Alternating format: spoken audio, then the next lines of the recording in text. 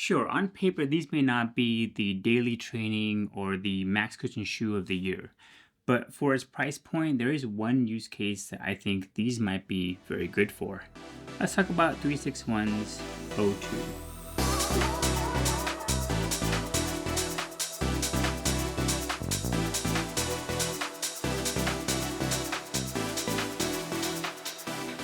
And full disclosure, 361 did send me this shoe, but no one has any say on my review or the thoughts for the shoe. They're seeing this review for the first time, just like you. Before I dive into how they run, let's quickly go through the specs. The upper is a very traditional feeling breathable air mesh. There are some emphasized pockets where you can see some good ventilation. The tongue is not gusseted, but plenty thick and comfortable. There are also some pretty good heel padding as well as a pull tab. And this, for some reason, is kind of going away on some of the newer shoes, but I'm glad it's here. The midsole is comprised of a single layer of what they're calling the QZY foam. Honestly, I'm not sure what kind of tech this is, but it's definitely on the firmer side. I would put them somewhere in the level of the original Brooks Glycerin Max.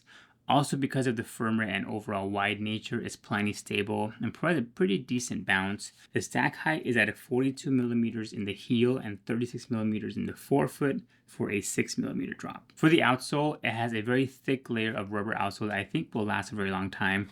I've put about 30 miles in them so far, and it still looks pretty brand new, honestly. Fit-wise, they accommodate my wide feet very well. They don't have half sizes, so I went with a US men's size 12, and they fit perfectly. I would also recommend you guys go true to size as well. Weight-wise, these are some heavy shoes.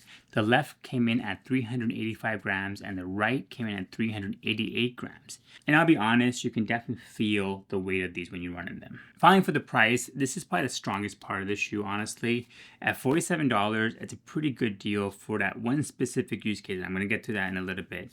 I'll leave a link down below to the AliExpress page where they do sell this, along with an exclusive discount if you want to check it out. Okay, so how do these run? I'll be honest with you guys, with how heavy they are, I can't see people using these for a daily training or a long run or a race day shoe. It's just way too heavy for that. I think these fit perfectly within that easy or relaxed pace. But there is one use case that I mentioned at the top of the video where I think this shoe may work well. And I think this is something that I will continue to use this shoe for myself. And that is that it could be a very good travel shoe. Meaning that you can use it to kind of walk around the city, you explore the city, you're checking it out. But if you're someone like me who wants to also do some more exploring by yourself and you want to go on an easy run in the morning while you're traveling, you can do that, right? So I think these look cool enough that you can just use them as casual shoes walking around, and then you can also do a light, easy jog.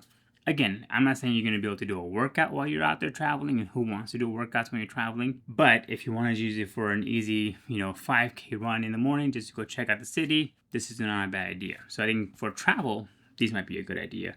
Or everyday casual use. And as far as negatives go, there are two that I think I can definitely point out, and I've already kind of gone through them throughout this review. First one being the firmer side. I just personally like a little bit more softer cushion shoe. This is on the firmer side. And secondly, of course, is the weight. Again, you're not going to be using this for anything out flat out going for a fast, speedy run.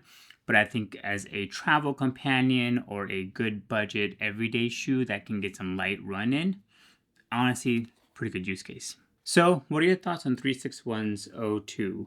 I know these just launched, so availability is kind of a hit or miss. So check out the link below to see if it's available in your area if you want to check them out.